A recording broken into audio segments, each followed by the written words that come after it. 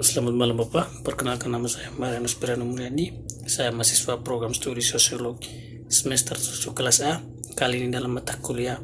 sosiologi terapan yang akan membahas buku ke-6 yaitu tentang internet. Pada bab pertama yang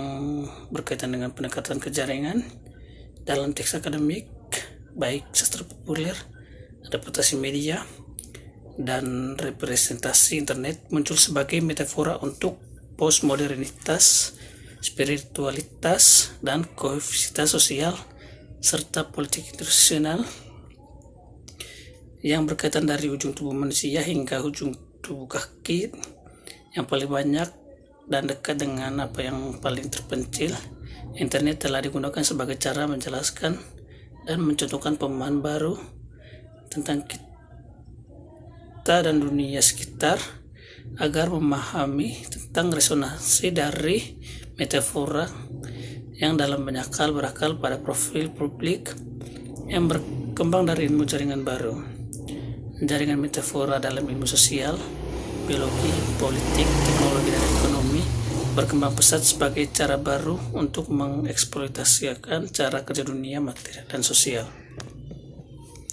Hal itu berkaitan dengan jaringan yang telah menjadi bentuk umum yang cenderung menentukan cara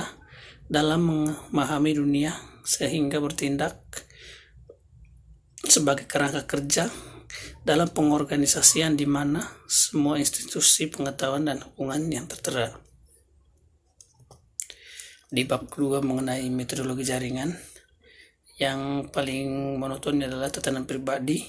yang berkaitan dengan pola hubungan antara seorang individu dengan orang lain dan tautan yang dimiliki orang yang dikembangkan berdasarkan dari interaksi baik komunikatif atau instrumental yang pada awalnya mereka bertindak untuk membatasi perilaku dan tindakan individu tersebut berdasarkan prinsip yang bersifat universal, yaitu komitmen untuk mempelajari jaringan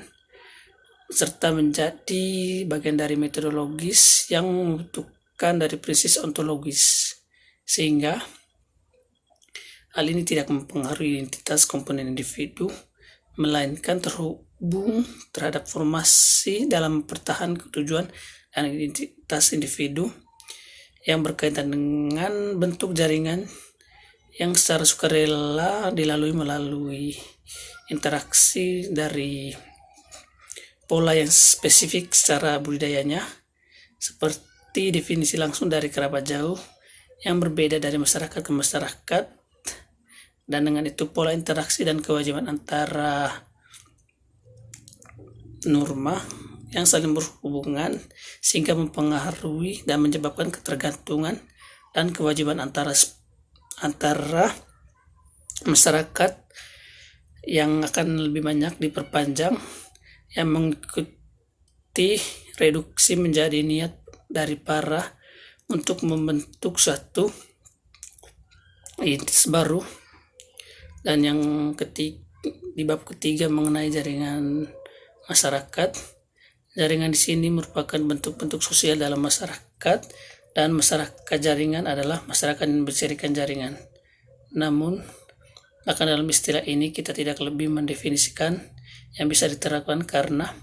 analisis Kastel tentang masyarakat jaringan adalah salah satu konsep inti cenderung yang bipolar dan saling elaboratif. Dengan demikian, jaringan itu sendiri menghasilkan hubungan tertentu dan melalui proses pertambahan dan memformatnya dalam bentuk hubungan serta peran dan bobot dalam hierarki penciptaan kekayaan, informasi pengalahan, dan pembuatan kekuasaan yang pada akhirnya mengkondisikan nasib masing-masing masyarakat. Di bab 4, internet sebagai jaringan, menurut Barnett dan Marshall yang mendefinisikan internet sebagai global koneksi ratusan ribu komputer publik dan pribadi jaringan melalui node, gateway, dan pusat komputer menggunakan protokol atau TCP. Namun di luar fakta tersebut bahwa hal ini didistribusikan seperti internet dan seperti web, dan para ahli teori sosial memiliki sedikit hal yang berkatakan tentang jenis web atau internet tersebut. Internet dianggap sebagai standar emas jaringan, serta gambar poros dalam istilah Delewisan yang dikenal standar tempat untuk semua bentuk jaringan yang berangkat daripada jaringan lainnya. Deskripsi tersebut muncul karena seruan bahwa internet terlalu luas dan terlalu rumit untuk dijelaskan. Faktanya bahwa kita hidup dalam masyarakat jaringan sudah bisa membenarkan dan mempromosikan perubahan sosial serta menghindari potensi kritik karena itu adalah standar untuk apa yang normal serta diinginkan dan untuk apa yang kita bisa cukup harapkan. Dengan memikirkan model jaringan, ikatan aliran tertentu yang dapat membantu untuk memahami banyak hal tentang misalnya seperti rekonstruksi, perubahan kapitalis dan pekerjaan, serta pemindahan kedaulatan negara atau operasional sosial baru, serta praktik pembentukan komunitas yang muncul. Di bab kelima, elemen ruang publik yang paling banyak diperdebatkan yaitu tentang akses ke internet, yang membahas tentang teoretikal dan teknologi deterministik dalam pendekatan yang mendefinisikan informasi kemiskinan tersirat dalam model dan menawarkan beberapa perspektif alternatif yang mana menekankan sifat sosial yang mengikuti pertimbangan sifat audiens yang berdasarkan basis online, karena hal ini paling banyak berkembang di media online yang sangat berpengaruh dalam memposisikan dalam hubungannya dengan prosedur teoritis untuk menguji implikasinya. Serta berkaitan dengan kemiskinan informasi telah menjadi salah satu bagian penting dari hal tersebut, karena saat ini internet di tengah kekhawatiran bahwa popularitasnya semakin memburuk atau sebenarnya membuat informasi kelas bawah yang mengecualikan dari manfaat dari tatanan informasi yang semestinya secara umum disepakati bahwa komposisi kelas bawah digital ini akan sangat mirip dengan yang ada di kelas bawah ekonomi, tapi melainkan mekanisme tepatnya memproduksi ini secara umum tidak jelas bahwa akses internet dikelompokkan berdasarkan situasi ekonomi. Di bab ke-6 yaitu interaktivitas, banyak ahli teori cyber mempertanyakan tentang interaktivitas dan debat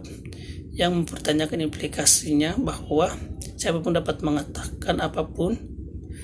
Misalnya internet memberikan suara kepada orang-orang, tetapi tidak seperti media lain juga tidak memiliki syarat apapun yang dapat digunakan suara itu tertindas. Argumen pada dasarnya direduksi menjadi pernyataan bahwa tidak adanya mekanisme untuk mencegah atau memperlambat interaktivitas rasional yang akan terjadi, sehingga hal ini muncul secara alami yang mendasarkan pada fitur-fitur media aktivitas pengguna, serta hal ini membahas proposisi dari sudut pandang perilaku nonton yang dapat diterima ataupun menerima dari substansi, sehingga memeriksa bukti dari interaktivitas dengan referensi konten internet dan kendala lingkungan pada pengguna. Di bab ke-7, ruang dan bentuk publik global, munculnya koran sebagai media di abad ke-19 berkaitan dengan meningkatkan literasi lebih baik,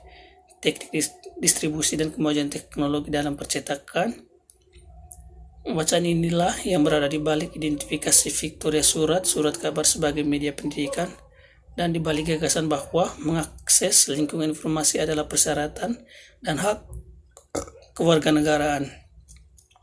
Surat kabar pada awal abad ke-19 sebagian besar merupakan organ dari partai politik, dan surat kabar bertindak sebagai alat untuk mengorganisasikan opini di dalam partai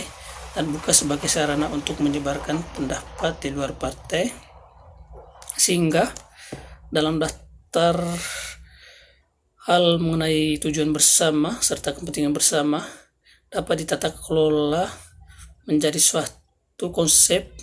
yang menjadi inti dari proyek dalam proses yang lebih kuat untuk mempengaruhi dalam perubahan asosiasi tersebut. Baik Bapak, terima kasih atas kesempatannya. Sekian dari saya.